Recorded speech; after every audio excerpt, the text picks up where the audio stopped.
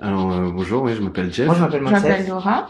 L'histoire que je Cette vais te histoire raconter. Alors, incroyable. mon histoire, moi, elle commence Mon à histoire, en Budapest. fait, pour la raconter, il va falloir remonter un petit peu en arrière. 6 ans, en 2014. 2015. Il y a eu un instant précis qui a bouleversé énormément de choses. Changé toute ma vie en fait. C'était un tournant dans ma vie qui a un peu tout chamboulé. Et en fait, je suis là pour vous raconter ma life. Retour à l'instant T, c'est le podcast qui met en lumière vos propres histoires, celles qui entrent dans vos vies un instant et bouleversent tout sur leur passage.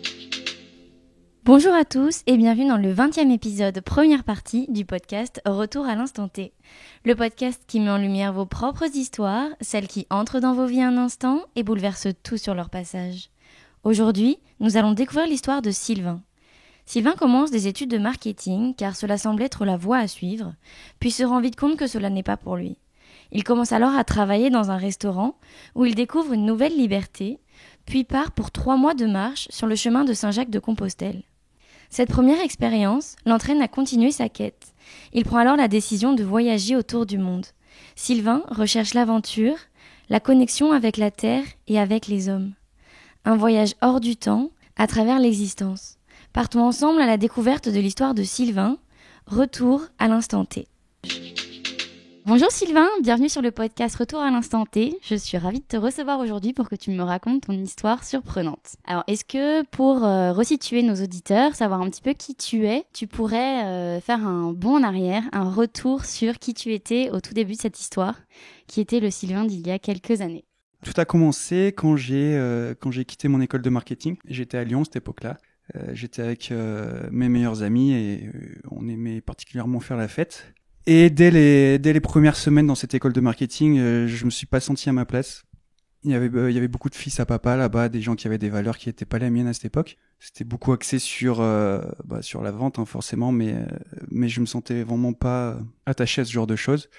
Et du coup, je passais plus de temps à être avec mes amis qu'à étudier mes cours. Ma mère est tombée malade en fait à un moment, donc je pense que ça m'a pas aidé. Et j'ai fait encore plus la fête, du coup. J'avais un examen important un soir, je me rappelle. On s'était mis une grosse caisse pour parler franchement avec des amis.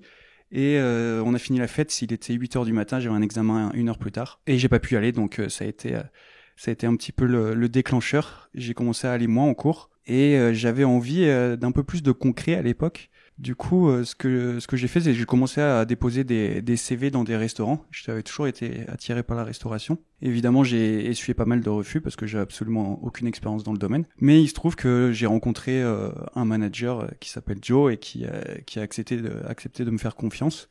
Et ça m'a lancé un petit peu dans la restauration, et la restauration m'a offert une sorte de liberté parce que c'est un métier où une fois que t'es lancé, une fois que t'as un petit peu d'expérience, c'est assez facile de trouver des boulots un peu partout. Et t'avais quel âge à ce moment-là?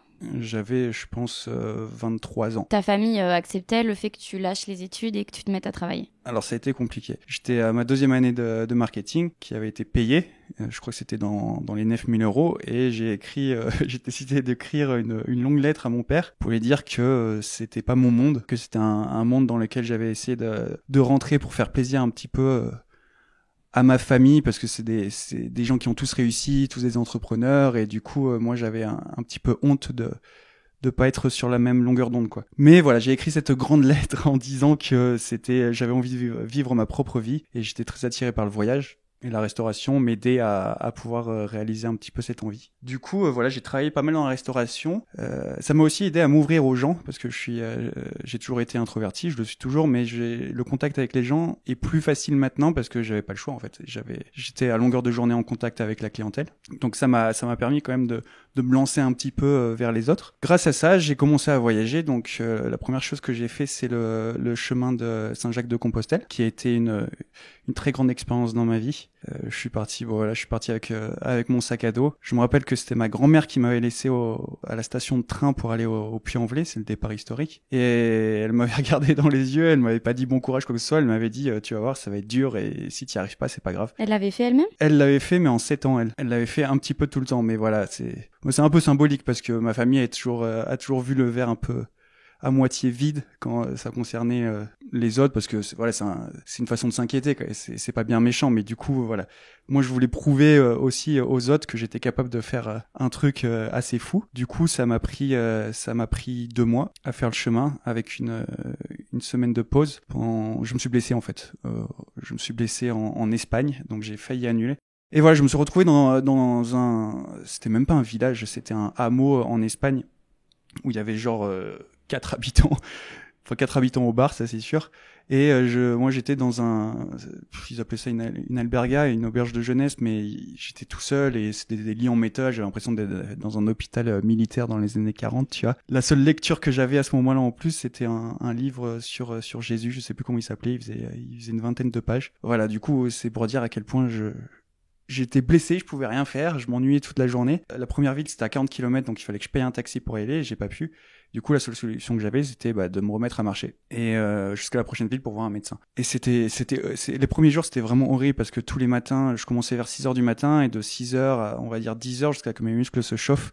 Chaque pas, c'était un coup de couteau dans les chevilles, quoi. C'était vraiment horrible. Et de temps en temps, je m'arrêtais, j'appelais mon père, je lui disais, putain, j'en peux plus, quoi, je sais pas quoi faire. Et il m'a dit, t'as pas le choix, machin et tout. Et ça, c'était à combien de temps après le début du voyage? Je crois qu'il me restait à peu près 1 mois ou 1 mois et demi. Donc ouais, c'était plus de la moitié, ça c'est sûr. Donc t'avais déjà fait 2 mois, quoi. Ouais, c'était, je sais pas comment il s'appelle, mais c'était une sorte de désert à ce moment-là, donc il y avait vraiment pas grand-chose. Mais bon, j'ai quand même réussi à arriver dans une ville où j'ai réussi à avoir un médecin, du coup, qui m'a conseillé d'arrêter. J'ai longuement réfléchi, pendant 3 jours, et j'ai décidé quand même de continuer. Et je me suis dit qu'avec la force de la volonté, la douleur allait disparaître, et ça a été le cas. Donc j'étais très content, j'étais reparti sur le chemin. Quelques semaines plus tard, j'ai rencontré une fille qui allait devenir ma petite copine, qui était japonaise et qui était là avec sa mère. Très belle rencontre aussi. En fait, on s'est croisés, elles marchaient toutes les deux et la fille, elle, qui s'appelle Mayu, arrêtait pas de me regarder et elle m'a demandé de faire une photo. J'ai l'impression d'être une star. Du coup, la mère nous a pris en photo et je suis reparti comme ça et je les entends derrière qui sautillent, qui s'excitent, machin. Enfin, c'est super content. Et on a quasiment fini le chemin ensemble. Donc les 3 dernières semaines, c'était ensemble. On a appris à se connaître de cette façon. Elle est repartie quand elle est arrivée à Saint-Jacques-de-Compostelle. Et moi, j'ai décidé de continuer jusqu'à Finistère, qui est en fait sur la côte atlantique et qui est... quand tu veux vraiment finir le chemin de Saint-Jacques-de-Compostelle, c'est bien parce que tu vas jusqu'à l'océan, donc il y a un côté symbolique. Tu vas jusqu'à Finistère, ça veut dire la fin de la terre. La tradition, c'est que là-bas, tu brûles tes habits. Tu l'as fait? Non, je l'ai pas fait parce que j'avais qu'une paire de rechange. Mais j'aurais bien voulu le faire. Il y avait plus trop. J'ai pas croisé de gens qui l'avaient fait, mais bon, voilà, c'est la légende. Et voilà, du coup, Saint-Jacques-de-Compostelle, du coup, ça m'a vraiment permis de savoir que j'étais capable de voyager tout seul et que j'étais content de le faire parce que j'ai fait des rencontres extraordinaires. J'ai beaucoup appris sur moi-même. C'était vraiment un chemin de vie, quoi. T'as le début du chemin, c'est la naissance, et après tu grandis, et du coup, comme tu grandis, parfois tu fais des faux pas, et parfois t'as envie d'abandonner, et parfois tu recommences, et c'est vraiment un symbole de la vie, quoi. Et du coup, voilà, j'ai repris la restauration après, dans le même restaurant où je travaillais, et je suis reparti pas très longtemps après sur les chemins du voyage, avec un ami. On est parti en van. Et on a fait l'Italie, la Slovénie et la Hongrie. Et la Hongrie, ça a été un moment très important parce que là-bas, on a fait un workaway en fait. Workaway, pour ceux qui connaissent pas, c'est du volontariat. On aide des gens à faire leurs projets et en échange, on est nourri, logé. Et nous, on était tombés sur une annonce qui avait l'air plutôt sympa d'un couple de Hollandais qui clairement qui était hippie et qui avait besoin de gens pour mettre en place une ferme qu'ils avaient achetée en Hongrie. Faire des petits travaux comme ça et vivre un peu de manière un petit peu spirituelle, tout ça. Et on y est allé comme ça sans trop savoir à quoi s'attendre. Et on a rencontré du coup ce couple, Rohan et Jo, il s'appelle. Et alors ils ont une histoire un peu particulière. C'était des gens qui vivaient dans la banlieue d'Amsterdam. Ils avaient une vie métro boulot dodo. Le mec, lui, il avait même un costard, il travaillait dans les assurances, enfin voilà, la vie toute tracée. Il avait acheté une maison, donc il avait un prêt à rembourser. Et puis ils se sont rencontrés et ils se sont dit, mais c'est pas du tout la vie qu'on a envie de vivre. Et soyons fous, prenons une voiture, partons et allons vivre ailleurs. Allons vivre dans la nature, allons vivre selon nos valeurs à nous. Et du coup, le mec a juste quitté la Hollande sans rembourser son prêt. Du coup, c'était il y a genre 10 ans, je pense. Et apparemment, il est toujours recherché par les huissiers. Il y a ses proches qui reçoivent toujours des appels parce qu'ils recherchent en fait, ils veulent qu'ils remboursent la maison quoi. Donc lui il s'est caché. Et en fait ils ont voyagé comme ça à travers l'Europe. En plein hiver, ils sont arrivés en Hongrie. L'hiver en Hongrie, c'est de la neige et c'est moins 10 degrés. Donc c'est vraiment c'est pas la Russie, mais on n'est pas loin quoi. Ils sont tombés sur une vraiment complètement paumée, c'est même pas à côté d'un village, c'est à genre 30 minutes du premier village. Ils sont tombés sur une maison délabrée, mais ils sont tombés amoureux de cette maison, c'est une ancienne ferme voilà, typique hongroise. Et ils ont décidé de l'acheter, de tout faire pour l'acheter, mais ils savaient même pas s'il était en vente ou quoi que ce soit. Donc en fait pendant des mois et des mois, ils ont essayé de se mettre en contact avec les agences immobilières, avec les gens du village. Et en Hongrie, c'est des gens qui parlent pas anglais déjà, très rarement. Et en plus, qui sont assez taciturnes. C'est dur d'établir le contact avec eux. Du coup, ils ont galéré à trouver des informations sur ça. Et finalement, ils ont réussi. Et la personne qui était propriétaire de cette maison a accepté de lui vendre cette maison. Et ils sans aucun moyen de savoir de quoi ils allaient survivre, et avec très peu d'argent, ils se sont installés dans cette baraque. Et pendant, je crois, 2 ans, ils ont vécu dans des conditions vraiment très précaires. Ils m'avaient montré des photos, mais en fait, pour prendre des douches, ils avaient installé un tonneau au bout d'une perche, et la pluie ou la neige récupérait l'eau, et après, ils ouvraient juste le tonneau, et ça faisait la douche, quoi. Donc c'est pour dire à quel point ils vivaient de manière très sobre. Et voilà, je suis arrivé avec mon pote dans cette ferme. Ça a été vraiment j'ai eu une très très bonne connexion avec ces gens-là. C'est des gens qui ont la capacité de faire sentir chez toi n'importe où.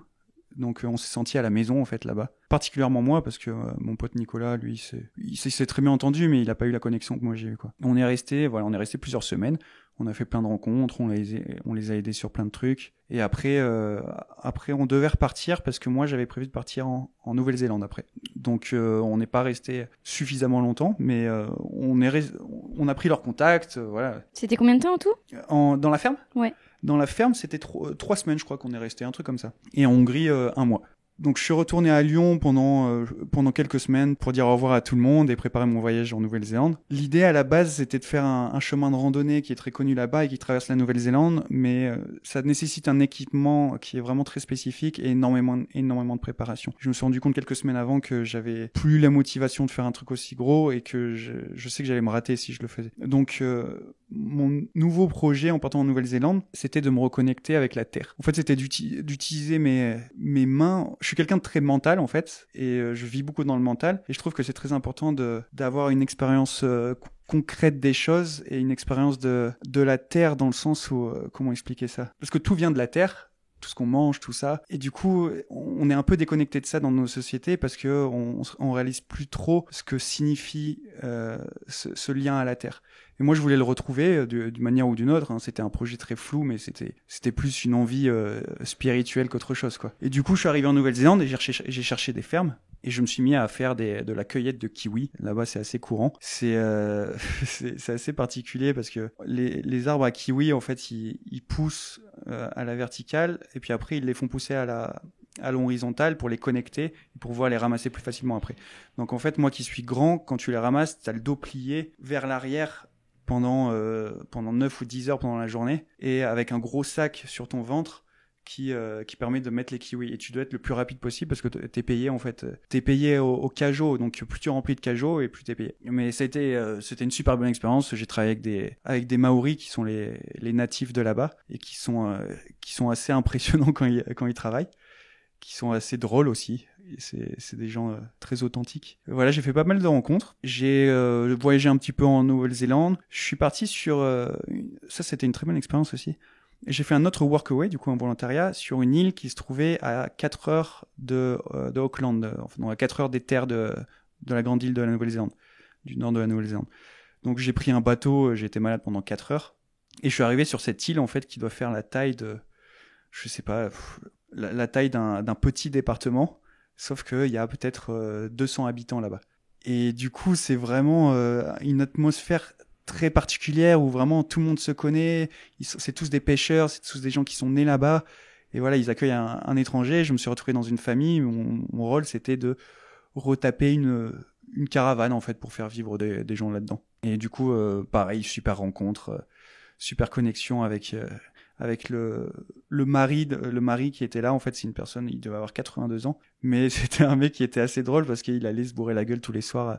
Dès que ça sonnait 16h, en fait, il y a sa montre qui faisait un petit clic-clic sur un petit clic-clic, et du coup il dit c'est l'heure d'aller au bar, et il se barrait, il me laissait tout, les peintures, les trucs comme ça. Il allait au bar, il revenait 4 heures plus tard. Et en fait, il avait une bagnole, et pour remonter, garer la voiture, il devait passer par un petit virage et monter une petite pente. Mais à chaque fois, je me rappelle qu'il cognait en fait à chaque fois tous les murs, il défonçait la voiture à chaque fois. Il y a sa femme qui l'engueulait. Mais du coup, il était toujours vivant. Et il fumait sa petite pipe de cannabis aussi après manger, pendant qu'on faisait les travaux. Enfin voilà, c'est des bons souvenirs. Je suis parti aussi au bout de quelques semaines. J'ai une petite tendance à vouloir partir au bout d'un moment, je sais pas, vers de nouvelles aventures. Et je me suis retrouvé à Auckland, qui est la capitale de la Nouvelle-Zélande, qui est une ville qui est pas hyper belle. Du coup, j'avais un petit coup de mou là-bas. Je me demandais vraiment où j'en étais dans mon voyage. Ça faisait déjà, je sais pas, 3 mois que j'étais en Nouvelle-Zélande.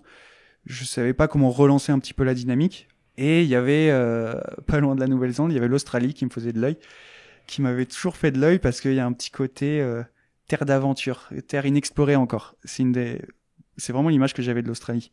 Et j'ai regardé, j'étais à Auckland, je me rappelle, c'était peut-être un jeudi soir, et je regarde les prix des billets, et je vois pour le lendemain, pour le lendemain, il y avait c'était $20, je crois.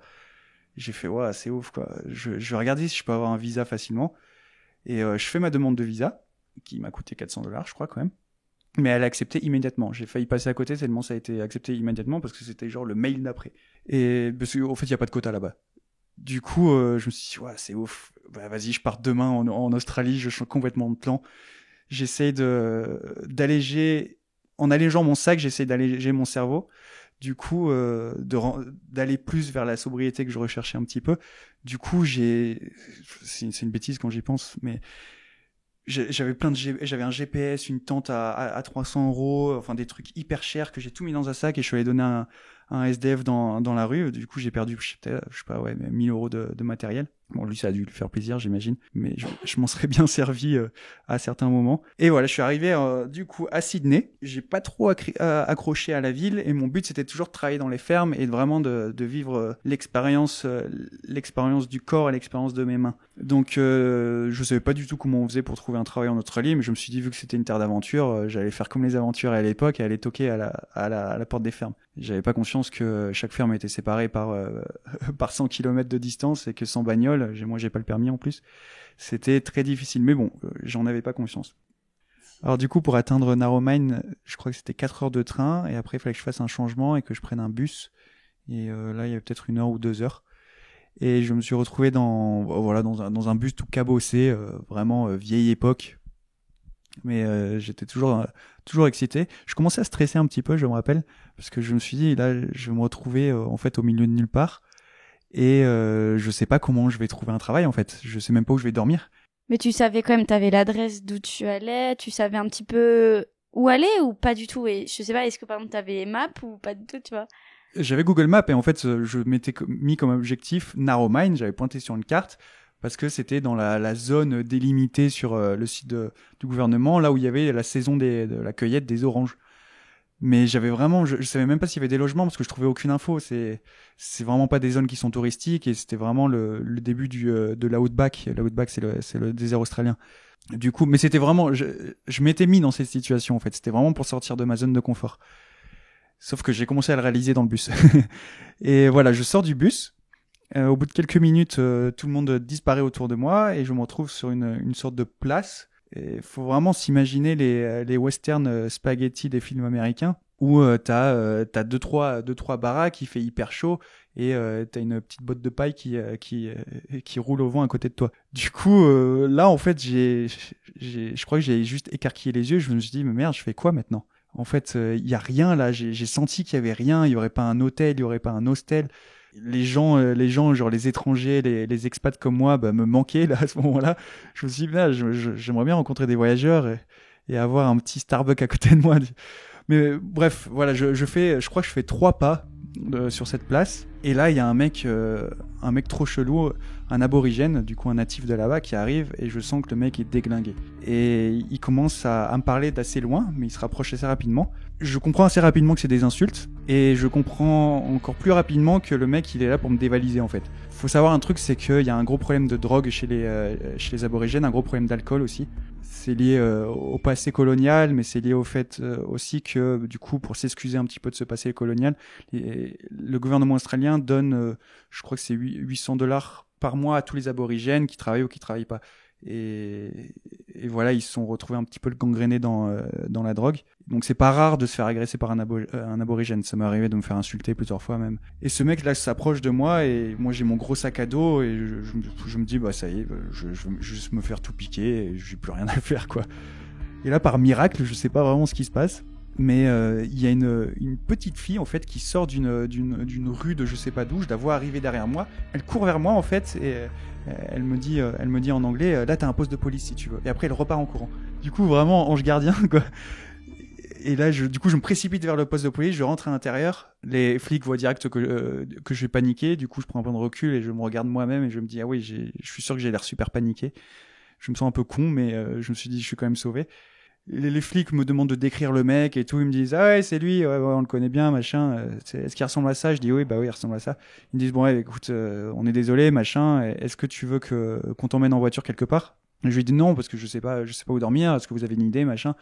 Ils me disent ouais t'as un camping si tu veux là à 2 km et on peut t'emmener si tu veux. Et moi j'avais quand même gardé un petit peu de fierté et je leur ai dit non c'est bon j'y vais tout seul. Du coup j'ai fait ces 2 kilomètres la peur au ventre. Je regardais tout autour de moi, voir s'il n'y avait pas un groupe d'aborigènes qui allait me sauter dessus.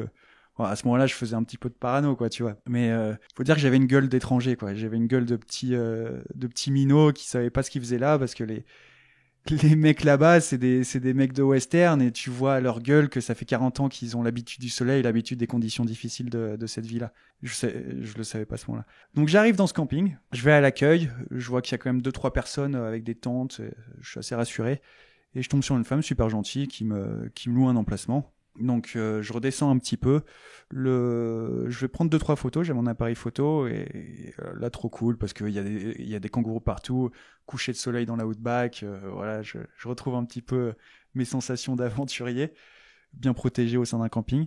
Et le soleil tombe, là que je me rappelle qu'il y avait la femme du camping qui a dû voir ma gueule et avoir un peu pitié, qui vient me voir, je sais pas, vers 9h du soir et qui me dit ouais, si tu veux, on est en train de faire un barbecue avec des gens là-bas, si tu veux nous rejoindre, bouffe avec nous. Je dis ouais, c'est gentil, pourquoi pas, machin et tout.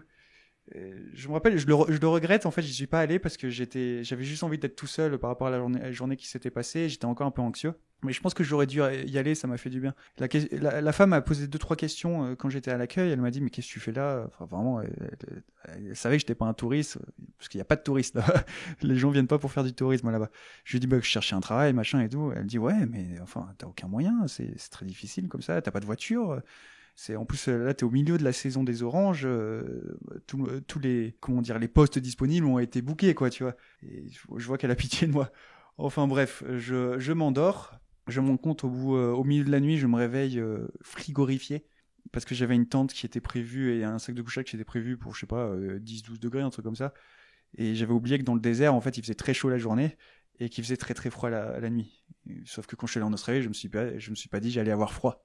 Et en fait, il a gelé pendant la nuit. Donc j'ai passé une nuit assez terrible. Et je me suis réveillé le matin avec les traits tirés, je pense. Et je sors à peine de la tente qu'il y a un monsieur qui arrive, assez vieux, mais plein d'énergie, et j'ai senti direct que c'était un gars cool.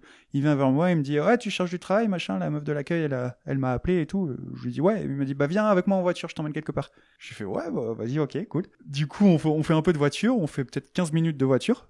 C'est pour dire à quel point les fermes sont loin et que j'aurais pas pu le faire tout seul. J'arrive dans un immense domaine, une ferme mais vraiment magnifique avec des champs des champs d'oranges de partout forcément. Derrière il y avait une rivière. La maison c'était vraiment une maison un peu à l'américaine comme les fermiers américains, des trucs très propres, très grands, mais voilà très beaux. Et il y a un autre monsieur qui arrive qui est le patron de la ferme et qui me dit écoute, je te donne un sac et pendant 1 heure tu vas cueillir des oranges et au bout d'1 heure on verra si tu fais l'affaire. T'as tout donné. J'ai tout donné pendant 1 heure à m'en faire transpirer. Je me suis dit tiens, ça va être dur pendant 10 heures par jour s'il me prend. Mais bon, j'étais à fond. Ça m'a changé des kiwis. Je me suis fait la réflexion à ce moment-là parce que les oranges, c'est très dur c'est beaucoup plus dur à faire tomber de sa tige. Il faut faire tourner un petit peu avec le poignet. Du coup, c'est beaucoup plus fatigant. On dirait pas comme ça parce que la différence est assez minime, mais sur même pas 1 heure, déjà, tu sens la différence. Et puis, c'est beaucoup plus lourd aussi sur le sac que tu as devant toi. Donc, à chaque fois, faut descendre de l'échelle en plus. Parce que les arbres à orange sont beaucoup plus grands que les arbres à kiwi. Du coup, il faut plaquer une échelle contre les arbres, espérer pas tomber. Et en cueillir le plus possible. Après, descendre de l'échelle et vider son sac. Puis après, remonter, mais pas trop, pour aller au fond de l'arbre et tout. C'était vraiment difficile. Bref, au bout d'1 heure, le mec, il me dit « Ouais, trop cool, vas-y, je te garde, machin. Là, je vais t'emmener dans le baraquement où on garde tous les piqueurs, c'est-à-dire les cueilleurs, tous les cueilleurs. » En fait, ils avaient loué une maison où ils mettaient tous leurs cueilleurs à eux, et du coup, tous les matins, ils venaient en voiture. Et là, on a fait encore 20 minutes de trajet. Ils me déposent, ils se cassent direct. Du coup, je vais à la rencontre de mes futurs collègues, au final. Je rentre, je croise un Anglais super sympa, qui est en couple avec une Italienne. Je me dis, ouais, ça y est, je commence à rencontrer des gens. Là, je vois le bout du tunnel, quoi. Je rentre dans la maison, je pose à peine mon sac, machin et tout, et je suis dans la cuisine. Il y a 2-3 personnes qui commencent à me parler. Et là, je vois une espèce d'ogre, en fait. Un mec de 70 ans, mais le mec que t'as pas envie de faire chier. Tu sais que le mec, il te met à terre en 2 secondes, quoi. Australien, voix très rugueuse, machin. Il me lance à peine un regard que je sens que le mec, il m'aime pas trop, quoi. Et je sais pas encore pourquoi. Et il me regarde et il me fait rien. Moi, il m'adresse même pas la parole, d'ailleurs. Il adresse la parole à l'anglais et il lui dit « Qu'est-ce qu'il fout là, lui ?» Et l'autre, il dit « Qu'est-ce qu'il fout là ? Ouais, il est là, il va travailler avec nous, machin et tout. » Et le mec se met à hurler, quand je te dis hurler sur le gars, en lui disant on avait dit qu'on voulait plus, on voulait plus faire ça, machin et tout, je le veux plus, il se casse de la maison, là je pars dans 5 minutes, je veux plus qu'il soit dans la baraque, machin et tout. Il se m'a hurlé comme ça et je sais pas exactement pourquoi il veut pas que je sois là, j'ai rien fait, tu vois, il sait même pas que je suis français encore. J'aurais pu comprendre à la rigueur parce qu'il y a pas mal de racisme anti-français dans les fermes, on a une mauvaise réputation sur certaines fermes en tout cas. Mais là je comprends pas et le mec il me traumatise, quoi. Surtout que l'anglais à côté de moi, il se met à pleurer dans les bras de sa copine parce que le mec il fait trop peur, quoi. Donc tu sens le mec qui est violent en fait. Et je l'apprendrai plus tard, c'est un Australien qui est sur les routes depuis 40 ans. Depuis 40 ans, il travaille à la dure et c'est pas le genre de mec avec qui on rigole, quoi. Moi, je sais pas du tout où me mettre. Du coup, je vais m'enfermer dans ma petite chambre. Je me cale sur le lit, je ferme la porte à clé et je me dis mais qu'est-ce que je vais faire, quoi. Vraiment, je me dis qu'est-ce que je vais faire. Là, je peux pas me lever pour aller me faire à bouffer, je vais pas pouvoir utiliser la salle de bain, je vais rester enfermé moi dans ma chambre jusqu'à demain qu'on m'emmène à la ferme et je me casse. À ce moment-là, je touche vraiment je suis pas bien. J'appelle même mon père. Et je lui dis, écoute, là, je sais pas quoi faire, mais je me sens vraiment mal. J'avais vraiment besoin d'entendre la voix de quelqu'un de familier. J'ai pas pleuré, mais j'étais pas loin, j'aurais pu, je pense. Et je suis au téléphone avec mon père à ce moment-là, il sait pas quoi dire, il me dit, casse-toi et tout. Je lui dis, mais je peux pas partir, tu vois. Et là, miracle, la porte s'ouvre et je vois une petite dame qui était en fait la femme du patron de la ferme, mais que j'avais pas rencontrée encore, qui me dit, prends tes affaires, je t'emmène. Mais avec une voix d'une douceur. T'as vraiment une voix maternelle. En 2 secondes, elle m'a fait redescendre tout mon stress. Elle m'a dit, en gros, elle t'a fait comprendre que maintenant tout irait bien, quoi. Et c'était vraiment une belle sensation. Elle m'emmène dans la voiture. Elle m'a dit, écoute, t'inquiète pas à propos de lui. On va te loger chez nous. On fait pas ça d'habitude, mais tu vas dormir chez nous. Tu paieras pas la bouffe et tu paieras que $150 de loyer. Et tu travailleras pour nous comme n'importe qui. Là, truc de ouf, quoi. Du coup, je rentre dans la vie de cette famille australienne. J'aurais pas pu espérer mieux parce que c'est vraiment les fermiers typiques, quoi. C'est pour dire à quel point c'est des Australiens de la Outback. C'est que cette petite dame qui est un petit peu costaud, elle adore faire des cookies et du coup, elle nous cuisinait tout le temps des gâteaux avec son tablier, machin. Vraiment le cliché de la petite maman super sympa, quoi. Sauf que parfois, il y avait des nuages d'oiseaux, je sais plus comment ils s'appelaient ces oiseaux, mais en tout cas, ils arrivaient par centaines, voire par milliers en fait de temps en temps, et en quelques secondes, ils pouvaient ravager un champ d'oranges. En fait, ils s'attaquaient, et du coup, c'est un peu la grosse peur des fermiers qui ont des oranges là-bas. Ils devaient se régaler avec le sucre des oranges, j'imagine. Et du coup, parfois, tu voyais cette petite dame qui cuisinait ses gâteaux, qui voyait un nuage noir arriver, qui sortait un fusil de nulle part, qui sortait de la baraque en 2 secondes, qui allait sur son quad, qui démarrait le quad et qui allait fusiller des oiseaux, quoi. Donc c'est vraiment, tu sens vraiment que ils ont une vie différente parce que ils ont un peu le confort matériel moderne de la vie un peu à l'américaine. Mais c'est aussi très difficile parce qu'ils combattent constamment les températures difficiles, le manque d'eau, les distances, le travail pénible. Donc ils ont gardé vraiment quelque chose de très fermier en fait. Ouais. Et voilà, moi je travaille quelques semaines là-bas. Ça se passe extrêmement bien. À tel point qu'ils me donnent même de plus en plus de tâches. Ils me commencent à me faire gérer des trucs autour de la ferme. J'ai accès au quad. Alors, moi qui savais pas conduire, je m'éclate. Et je deviens même ami avec leur pote, celui qui était venu me chercher à la tente. Il y a une vraie connexion qui se crée entre lui et moi, même si je comprends rien à ce qu'il dit, parce qu'il a 80 balais, que c'est de l'anglais australien pur, avec l'accent qui va avec de la ferme. Mais il y a un truc dans son regard, et j'ai un truc dans le regard, je crois qu'il aime bien, du coup on devient pote comme ça. Et il montre plein de trucs. Il comprend que j'ai le projet en fait, ça à ce moment-là c'était assez nouveau, mais d'acheter une ferme peut-être en Hongrie. C'est là que le projet a commencé à mûrir. En fait, j'étais en contact à ce moment-là, quand j'étais en Australie, j'étais toujours en contact avec Rowan et Joe, du coup les gens dont j'avais parlé, et ils me disent, tu sais la ferme que tu avais vue en face, que tu as bien aimé, parce que j'avais bien aimé un arbre au milieu de la ferme qui était au centre, et j'aimais bien l'atmosphère que ça créait. Je leur ai demandé si un jour ils ont des infos sur le prix de la ferme, pourquoi pas quoi. J'avais un peu d'argent à cette époque. Et du coup, quand je suis dans la ferme en Australie à travailler les oranges, ils me disent ouais, elle est à vendre cette ferme et elle est à 4000 balles quoi. Je crois que c'était 4000 balles. Et je leur dis ah ouais putain, c'est vraiment pas cher 4000 balles. Je crois que j'avais 6000 balles de côté en plus de ma vie de tous les jours en Australie. Du coup, je leur dis est-ce que vous pouvez l'acheter pour moi? Parce que moi je pouvais pas le faire. Ils ont dit bah vas-y, on fait tous les papiers machin et tout. Et ils achètent cette ferme. Du coup, pour l'instant, je ferme cette parenthèse. Mais du coup, tout le monde est au courant en Australie, les gens autour de moi, que je veux acheter une ferme, et ils commencent à vouloir m'aider en fait à gérer une ferme en fait, ne serait-ce que réparer une clôture ou des trucs tout cons auxquels on pense pas, mais en fait qui peuvent avoir une influence décisive quand dans une routine de ferme quoi. Et voilà, le temps passe, je découvre ce qu'est une famille chrétienne aussi parce que je savais pas ce que c'était. Ils sont très respectueux, ils m'obligent pas du tout à pratiquer, à prier, quoi que ce soit.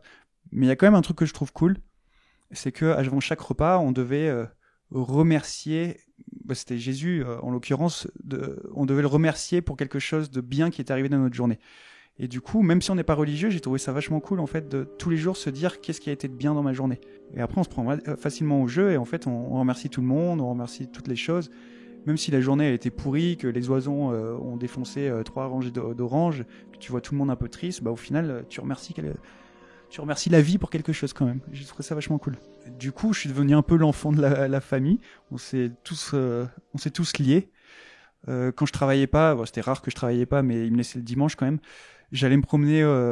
Ils avaient vraiment un espace immense quoi. Ils avaient une rivière et en fait, j'allais voir là-bas si je pouvais avoir des crocodiles ou des trucs comme ça.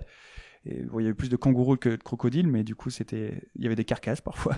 Et là, voilà, je vivais la vie que j'avais toujours envie de vivre. Et le rêve australien comme je l'imaginais, c'était exactement ça, quoi, tu vois. Même si les conditions de travail étaient extrêmement difficiles, on commençait très tôt le matin, tout était gelé, du coup, c'était encore plus dur parce on n'avait pas vraiment des gants parce que c'était plus facile sans les gants de cueillir les oranges et du coup, on se les gelait. Et puis il y avait on était détruits physiquement. Ça pétait le dos de faire ça toute la journée, mais on se faisait pas mal d'argent quand même. Et au bout d'un moment, j'ai voulu partir parce que je pense qu'il était temps.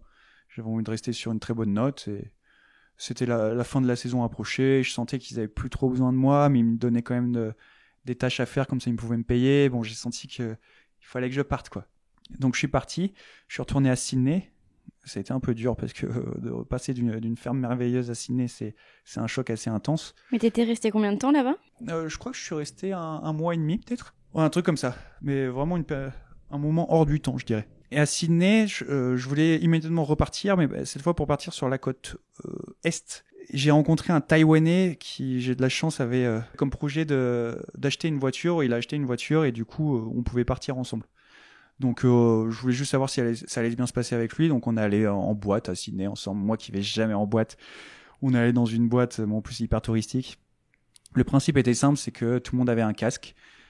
Et en fait, tu avais 3 stations différentes et suivant la couleur que tu mettais sur ton casque, tu avais un style de musique différent. Enfin voilà, pas du tout mon style d'habitude, mais je crois que je devais être bien bourré. Lui, en plus, c'était pas son truc du tout non plus. J'ai rencontré une fille là-bas, je me rappelle, parce que je me suis pris un des plus gros vents de ma vie, je pense. Raconte. C'était une Hollandaise qui était avec une Belge. Donc la Belge, elle parlait français, mais on s'est à peine parlé. Et on a pas rapidement flirté avec cette Hollandaise, en fait. Quand j'y pense, c'était pas vraiment mon style, mais voilà, j'avais envie là. Et on commence à danser ensemble et tout, machin. Clairement, elle me bouffe des yeux et tout. Enfin, je lui plaisais, quoi, c'était sûr. Et du coup, je fais ce que, à mon avis, n'importe qui aurait fait de manière respectueuse. J'essaie de l'embrasser pendant qu'on danse. Et là, elle me met un vent énorme. Elle détourne son visage et elle se casse à moitié en courant de la boîte. Et je me rappelle parce qu'il y avait genre 3 Australiens derrière qui font wow, après qui me check, qui avaient pitié de moi. Ouais. Du coup, qu'une envie, c'est de me casser. Donc je suis parti. J'avais son Instagram. Il s'est trouvé que 4 ou 5 mois plus tard, j'ai appris qu'il s'était mis en couple avec une fille. Alors je sais pas si c'est moi qui l'ai fait changer de bord ou si elle se forçait avec être un mec en boîte être avec un mec en boîte de nuit, mais en tout cas bon, j'ai senti que j'aurais jamais pu avoir quelque chose avec elle. Bon, c'est pas grave, c'est une parenthèse. Mais du coup, on part sur les routes avec ce Taïwanais, ça se passe assez bien même s'il est pas très bavard. Et j'arrive à Byron Bay. Alors du coup, Byron Bay, c'est assez connu en Australie parce que c'était dans les années 50 et 60, enfin surtout 60, c'était vraiment le spot des hippies. Il y a pas mal de groupes là-bas qui ont squatté, comme les Doors. Enfin, c'était vraiment la belle époque. C'est un village de surfeurs à la base. Donc, t'imagines vraiment l'ambiance. Et ça a toujours gardé. C'est toujours ça aujourd'hui. Hein. C'est tout le monde est pieds nus. Tu vas à la banque, t'es pieds nus. Si t'as pas une chemise à fleurs, c'est que t'es bizarre. Enfin, c'est vraiment l'ambiance exceptionnelle. Tu passes ton temps à la plage, à faire des feux sur la plage. Enfin, trop cool. Trop cool. Là-bas, je me mets à travailler un petit peu, mais plus dans une ferme cette fois. Je récure les chiottes de l'auberge de jeunesse dans laquelle je travaille. Donc en fait, je me lève à 5h du matin je crois que c'est le samedi et dimanche. Et je vois les gens rentrer de soirée, vomir dans les chiottes, et je vais nettoyer derrière eux. Typiquement, c'est un peu ça, quoi. Je retrouve des capotes dans chaque douche. Enfin voilà, c'est vraiment l'auberge de jeunesse typique, quoi, en plein centre de Byron Bay. Et du coup, voilà, c'est trop cool parce que je fais plein de rencontres. Évidemment, il y a plein de filles là-bas. Je deviens très pote avec un Français, un guitariste exceptionnel qui s'appelle Robin, qui m'a vraiment montré ce qu'est l'amour de la musique. Quand tu le voyais jouer, ce mec, c'était un mec qui se perdait dans sa musique quand il jouait, et il avait sa clope au bec, et tu sentais juste qu'il était en communion avec sa guitare quand il jouait. C'est vraiment un homme qui me manque beaucoup. On se revoit plus maintenant, il travaille, je crois qu'il est aux États-Unis, enfin bref. Et voilà, nous deux, on essaye de dragouiller un petit peu malgré nos faibles compétences dans le domaine. Je vois notamment une fille à un moment sur un Mac qui me plaît énormément, et je me dis bah tiens, je vais lui demander une clope. Et je m'avance vers elle en mode oh putain, je vais parler à une fille, machin et tout. Et en fait, je me cogne le pied contre la Mac parce que j'avais pas vu qu'il y avait une extension, et en fait je me vautre à moitié sur elle et je lui dis t'as une clope s'il te plaît. Elle me regarde même pas. Et elle me donne la clope, je me casse, mon pote se fout bien de ma gueule, et voilà. Sauf que cette fille, je vais la revoir un peu par hasard parce que en fait, je sais pas pourquoi je travaillais un soir, je sais plus, je nettoyais la cuisine pour une connerie ou une autre. J'avais fait une bêtise, je crois, et je devais nettoyer la cuisine. Et je vais pour me coucher assez tôt parce que j'étais fatigué, et il y a quelqu'un qui m'appelle derrière moi. J'étais au premier étage et j'entends quelqu'un qui m'appelle d'en dessous, et qui me fait hey. Et je me retourne, et c'est la fille avec qui j'ai demandé une clope peut-être je sais pas, une semaine avant, tu vois, alors que la fille m'avait même pas lancé un regard. Et je lui dis oui machin. Elle me fait je vais à une soirée machin, il faut que tu m'accompagnes s'il te plaît. Je lui dis ouais, c'est bizarre mais tu peux pas demander machin. En plus je savais qu'elle couchait avec un de mes collègues dans le dortoir dans lequel je dors, un Américain au au sourire grandiose, machin, enfin le mec que tout le monde kiffait, j'avais pas du tout envie de me mettre dans ces histoires-là, quoi, tu vois. Et elle me fait, si, viens, en tapant du pied, machin et tout. J'ai fait super bizarre. Ok, bah, du coup, je suis en pyjama en plus. Je viens avec elle. On marche, je sais pas, 500 mètres jusqu'à l'entrée de la soirée. Pendant 500 mètres, c'est vraiment, il n'y a pas eu un silence bizarre. Il y a une super connexion. On a trop rigolé. Et elle m'a dit, viens avec moi dans la soirée, machin et tout. Je savais que dans cette soirée, il y avait l'Américain. Elle avait juste envie de se montrer avec l'Américain. J'ai fait, non, moi, je rentre pas. Et elle m'a fait, ok, mais tu me promets qu'un jour, tu viens en soirée avec moi, machin. Et voilà, du coup, on se fait une promesse comme ça. Et moi, je rentre, mais je me fais vraiment pas d'illusions parce que la fille était vraiment, vraiment belle et elle était avec cet Américain, machin et tout. Sauf que le lendemain, je me dis, putain, mais qu'est-ce que j'ai à perdre, en fait? Je suis en Australie, tu vois, genre, pourquoi j'irais pas essayer de lui faire comprendre qu'elle me plaît bien, quoi. Surtout que j'ai l'impression que je lui plaisais un petit peu. Elle a l'air folle, cette fille, mais bon, c'est pas grave, j'ai toujours aimé les folles. Et du coup, je me dis comment je pourrais être original plutôt qu'aller la voir et lui demander de lui payer un verre. Donc, ce que j'ai fait, en fait, c'est que j'ai pris un bout de papier. En fait, il y avait des étiquettes dans la cuisine pour que chacun marque son nom, parce que sinon, c'est le gros bordel, tout le monde perdait sa bouffe. Et au bout d'une semaine, il fallait que les gens que les employés jettent la bouffe qui n'était pas utilisée. Du coup, chacun marquait son nom. Sauf que moi, sur cette étiquette, j'ai pas marqué mon nom. J'ai marqué le nom d'une musique de Yann Tiersen qui s'appelle On the Wire. Et je lui ai présenté le papier. Elle me regarde d'un air de dédain, comme quand je lui avais demandé la clope. Elle me demande ce que c'est. Je lui dis, si tu veux savoir qui je suis, écoute cette musique. Parce que j'avais vraiment l'impression que cette musique, elle me représentait, elle représentait ma personnalité. Et j'ai toujours aimé m'exprimer via la musique, parce que j'ai toujours été mauvais pour m'exprimer via les mots. Et du coup, elle le prend, et je pense qu'elle a été assez touchée. Et c'est comme ça qu'on a commencé à se fréquenter. On a fait quelques dates sur la plage, enfin le truc assez typique. Et tout est allé très très vite parce que elle m'a demandé, un jour elle me demande, on est dans l'hostel, elle me dit tiens tu peux venir dans le salon commun machin et tout, j'ai un truc à te dire. Et j'y vais et elle me dit est-ce que ça te dirait d'emménager avec moi? Et je fais quoi? Vous étiez embrassés? Oui, on n'avait pas couché ensemble. On s'était embrassés une fois, ouais. Ou plusieurs fois, je sais plus. Et l'Américain? L'Américain, apparemment, en fait, c'était juste le coup d'un soir. Tant mieux, parce que je pouvais pas saquer ce mec. Il était vraiment imbuvable, ce mec, je me rappelle, mais bref. Il y a un peu de jalousie peut-être là-dedans aussi. Mais bref, elle me demande, est-ce que tu veux aménager avec moi? Je lui dis quoi? Elle m'a dit, bah, j'en ai marre des hostels, des auberges de jeunesse. Je pense que je vais louer une maison. Mais sauf qu'en Australie, et particulièrement à Byron Bay, c'est extrêmement cher. Tu payes à la semaine, mais c'est vraiment hors de prix. En plus, elle avait 18 ans à l'époque. Et je lui dis, mais je sais pas, enfin, on se connaît à peine, machin et tout. Et là, en fait, je le prends un peu mal, parce que je me dis, en fait, cette fille, tu vois, genre, juste, je suis un flirt pour elle, mais en fait, elle s'est dit, je vais juste diviser par 2 mon loyer en demandant à un mec un peu sympa d'aller vivre avec moi. Du coup, je prends mes distances, machin, et je lui dis non. Je lui dis non. De toute façon, une semaine plus tard, je devais partir 3 semaines en road trip avec mon meilleur ami, mon père et ma sœur. Du coup, voilà, je sentais que j'allais un peu la perdre dans tous les cas. Mais finalement, en fait, je commence à lui demander si elle veut se mettre en couple. Et elle me dit non. Donc je me prends un gros vent. Deuxième. Ouais, un deuxième gros vent, ouais. Et j'insiste quand même parce que je sens vraiment que cette fille, j'ai envie que ça mène à quelque chose. Mais elle me dit, mais tu sais, moi, je suis espagnol. Elle était espagnole, j'habite à Barcelone, toi t'es français, tu parles pas un mot d'espagnol, toi t'as un voyage de prévu, tu vas pas venir vivre en Espagne avec moi. Et c'est vrai que j'avais pas l'idée du tout d'aller vivre en Espagne, encore moins à Barcelone, qui m'attirait pas du tout. Mais un jour je lui mets un ultimatum parce qu'elle joue un peu avec moi et je lui dis bah écoute, pas de souci, tu veux pas te mettre en couple avec moi, mais je veux plus qu'on se voit. Et là, gros silence. Elle m'envoie un SMS quelques heures plus tard, elle me dit tu peux venir s'il te plaît? Et donc je vais la voir elle avait quitté l'hostel à ce moment-là, je vais la voir dans sa chambre de fortune, et elle avait préparé un gros truc. Il y avait un espèce de voile sur le lit, machin, et à l'intérieur du voile il y avait un papier, en fait c'était un contrat, et c'était un contrat de mise en couple. Elle avait fait ça symboliquement pour qu'on se mette en couple, et je devais le signer moi. Et je l'ai signé, du coup je suis parti ensuite pendant 3 semaines. On se connaissait à peine, et du coup c'était dur ces 3 semaines. J'ai pas autant profité que je le voulais parce que je pensais trop à elle, et je pensais que j'allais la perdre à tout moment, parce qu'en fait on s'est fréquenté 2 semaines, j'allais partir 3 semaines, j'allais revenir, je suis un inconnu quoi. Sauf qu'entre temps on avait décidé d'aménager ensemble, et elle allait louer la maison pour moi. Et moi, quand je reviendrai, j'aurai plus qu'à aménager avec elle. Tu vois, on reste en contact. Il y a des moments, pendant les 3 semaines, il y a des moments difficiles parce que parfois pendant 48 heures, elle m'écrit plus.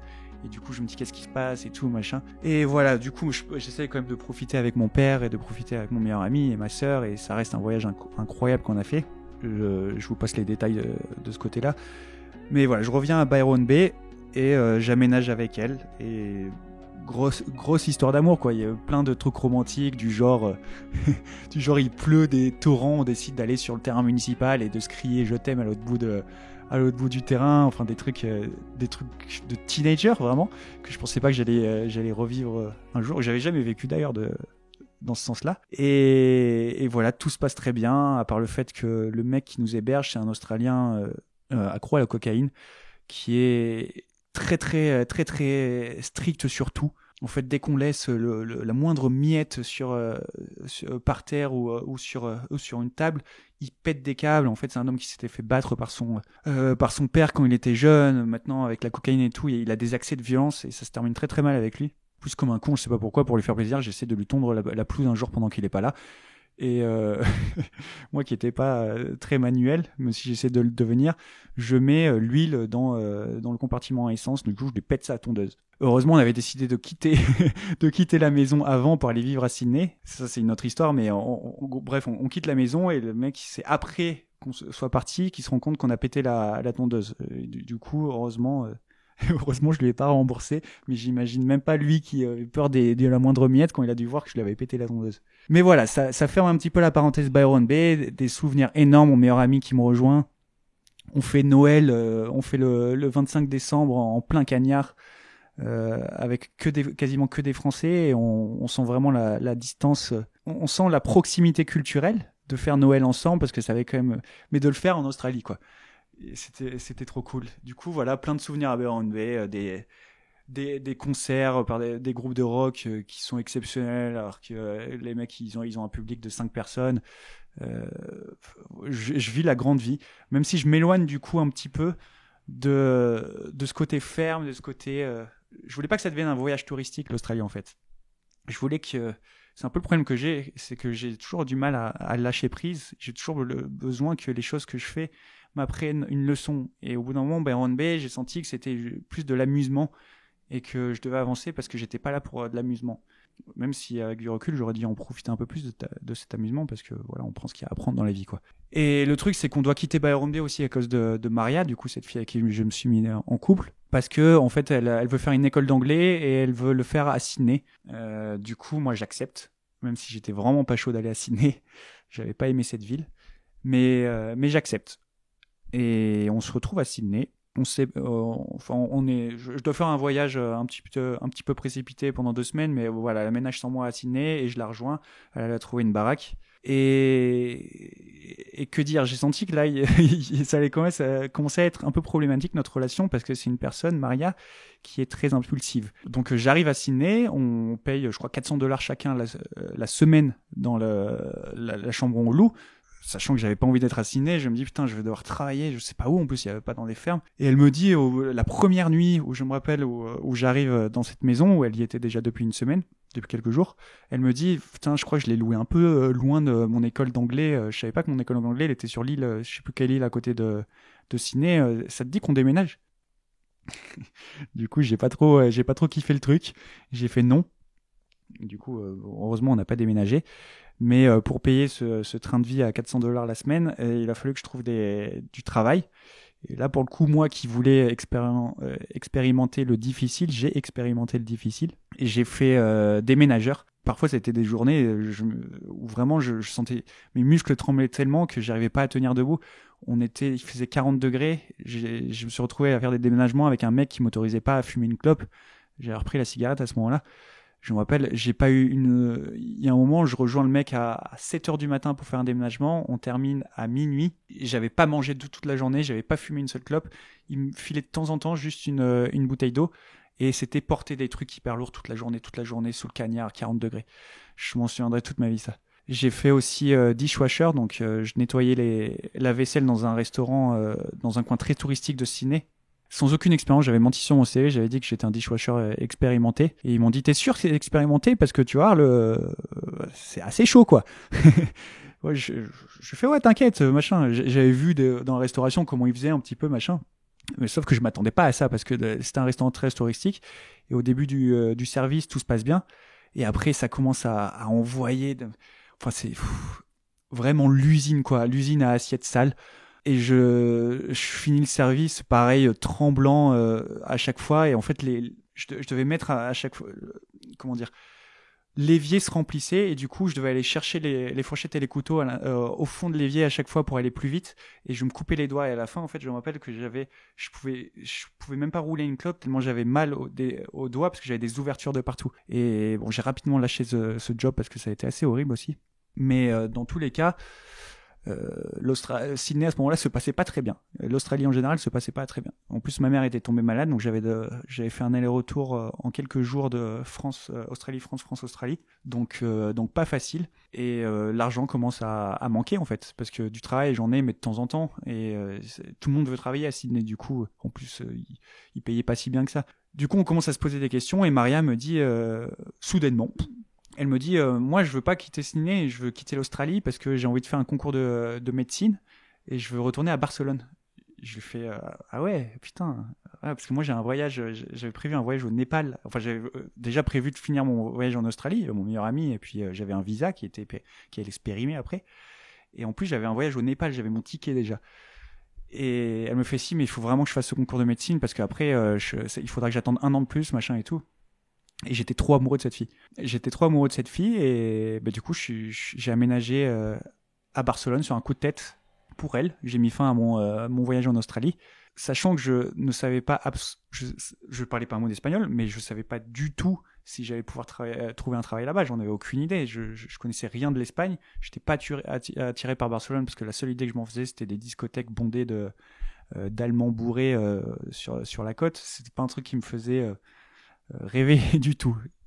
Mais bon, j'arrive à Barcelone et le choc est assez dur parce que je me retrouve dans une banlieue de Barcelone à vivre sous le toit d'une personne qui me fait clairement comprendre que on est chez eux. C'était un Airbnb dans un quartier vraiment dégueulasse, industriel, alors que j'étais en pleine nature pendant là ça faisait 1 an et demi que je voyageais quoi. À part Sydney, j'avais toujours été en nature. Byron Bay c'était la nature, les fermes c'était la nature. Et entre-temps, Joe et Rowan avaient acheté la ferme pour moi. Donc je devais quand même trouver des compétences pour faire vivre cette ferme parce que... Du coup, il l'avait acheté quelques mois auparavant déjà. Ouais, quand on en avait parlé, là, quand je t'avais dit que j'étais dans le truc dans la des ferme oranges, en Australie, ouais. Il l'avait acheté en quelques semaines. Et du coup, depuis tout ce temps-là, en fait, eux, ils l'entretenaient ou qu'est-ce qui se passait? Non, ils avaient juste fait les papiers pour moi. C'est juste, parce qu'ils connaissaient un petit peu de hongrois et ils savaient comment gérer parce qu'il avait fait une fois. Mais ils s'en occupaient pas du tout. Et toi, t'avais dans l'idée, en fait, d'aller t'y installer. Voilà, c'est ça. Avant de rencontrer Maria. Voilà, c'est ça, exactement. Outre ce voyage au Népal, j'avais l'idée d'aller vivre une vie d'autosuffisance, de faire le grand pas et de quitter la société, plus ou moins. Maria a tout changé parce que là je me retrouve à Barcelone et je dois expliquer à Joe Rowan que je vais pas venir et je me retrouve à trahir, j'ai l'impression, ma propre personnalité parce qu'il faut absolument que je trouve un travail et le seul travail que je trouve c'est chez Airbnb dans des bureaux. J'avais pas mis une chemise depuis des années, j'avais jamais travaillé dans un bureau et je m'étais toujours promis que maintenant que j'avais foulé la terre, j'avais foulé l'environnement des fermes, j'avais plus jamais quitté parce que c'était fait pour moi. J'étais moi-même et j'étais en adéquation avec ma nature en fait, ma nature d'être humain et ma personnalité. Et voilà, du coup, bon, je suis content, je trouve un travail quand même à Airbnb. Ça veut dire quoi? Ça veut dire que je peux rester à Barcelone, qu'il y a moyen de trouver un travail, tu vois, et moyen de vivre cette vie auprès de cette personne, de Maria. Évidemment, elle passe pas son concours de médecine, donc elle me l'a fait un peu à l'envers. Elle décide que finalement, ça serait trop difficile et un peu trop cher. Ça me la prend 2 semaines après que j'arrive à Barcelone et que voilà. Mais bon, du coup, un peu difficile et je passe à bosser 4 mois chez Airbnb Et je décide au bout de 4 mois de prendre quelques vacances pour aller visiter cette fameuse ferme qu'au final j'avais jamais vue, quoi. Et puis pour revoir Joe et Rohan. Et j'arrive à convaincre Maria de venir avec moi parce que pour moi c'était un projet important. Je voulais qu'elle voie que c'était moi là-bas en fait, que c'était ma maison. Elle vient avec moi. Après quelques disputes parce qu'en fait ça se passe mal pour elle à la ferme. Elle s'attendait à un petit truc touristique, dormir à l'hôtel, et en fait les conditions sont plus difficiles qu'elle le pensait. Et du coup je vois qu'elle est pas bien et ça crée des disputes. Elle s'entend pas si bien que ça avec Joe et Rohan parce que c'est pas leur univers. Mais voilà, je lui dis rentre à Barcelone, tu vois. Moi je te rejoins dans un mois, il faut que je travaille un peu sur la ferme parce que j'avais quand même l'idée de la construire. La ferme que j'ai achetée, il faut le savoir, hein, c'est des débris en fait. Et c'est même plus une ferme, c'est un bout de terrain. Il y avait des restes, mais on avait décidé de détruire les débris pour reconstruire derrière, tellement il y avait de travail à faire que c'était mieux de partir de zéro. Donc moi je décide de rester. Et en fait, il y a une rupture qui se crée dans ma tête. Je me dis, la vie que j'ai tous les jours à la ferme, je m'éclate, quoi. Je suis au grand air, je suis libre, je travaille pour moi-même, avec des gens que j'aime. Est-ce que j'ai envie de retourner à Airbnb, à me faire insulter toute la journée, dans une ville qui m'étouffe, parce que j'avais toujours pas cette habitude de vivre dans la ville alors que j'avais tant voyagé ces dernières années, quoi. Et là j'écris de nouveau une lettre. Je suis un spécialiste des lettres. Mais j'écris une lettre à Maria et je lui dis un peu sur un coup de tête en plus. Je lui dis écoute, je t'aime et je crois que t'es un peu l'amour de ma vie, mais je peux pas me trahir moi-même, je te le ferai ressentir et je peux pas être malheureux avec toi en ville. Je préfère être malheureux dans la vie que j'ai choisie sans toi en fait. Et là, voilà, du coup, grosse rupture, c'était extrêmement dur, la rupture, parce qu'en plus à distance, j'ai envoyé cette lettre et était déjà retourné à Barcelone.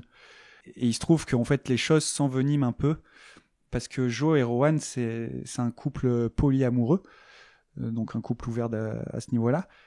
Et Rohan, que je pensais proche de moi pour des raisons d'amour universel, en fait, un petit peu comme on l'entend dans les discours hippies, tu vois, sans vouloir faire de clichés. En fait, elle se rapproche de moi de manière amoureuse. Moi, je suis pas particulièrement attiré par elle de ce côté-là, mais je succombe parce que Maria me manque trop et en fait, je crois que j'ai besoin d'une présence maternelle. Elle avait ce don de réconforter les gens qui est exceptionnel. Et je l'ai appris un peu plus tard, mais ce don de réconforter, c'était le don de manipuler aussi. Elle arrivait à faire rentrer les gens dans son cercle quand ça l'arrangeait.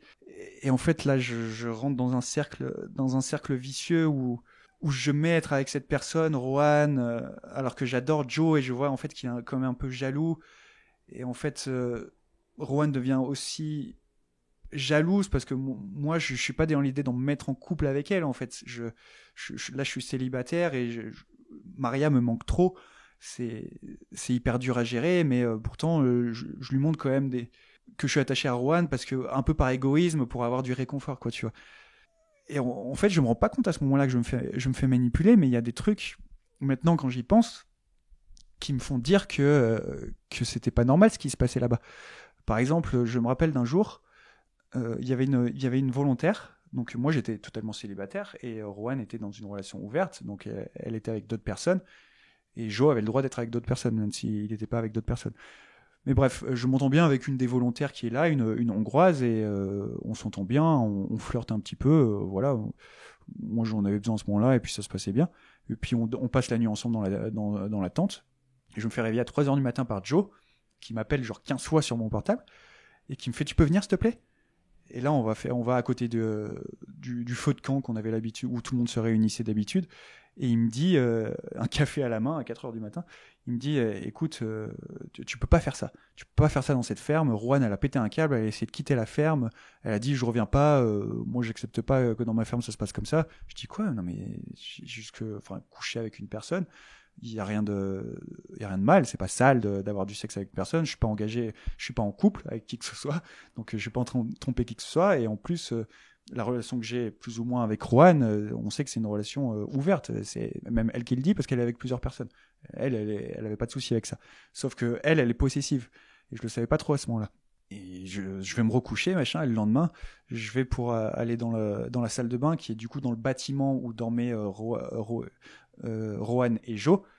Et là, elle se lève et elle me hurle dessus comme l'avait fait l'Australien en Australie, mais vraiment de la même façon, mais encore pire, parce que là, ça me touche directement au cœur.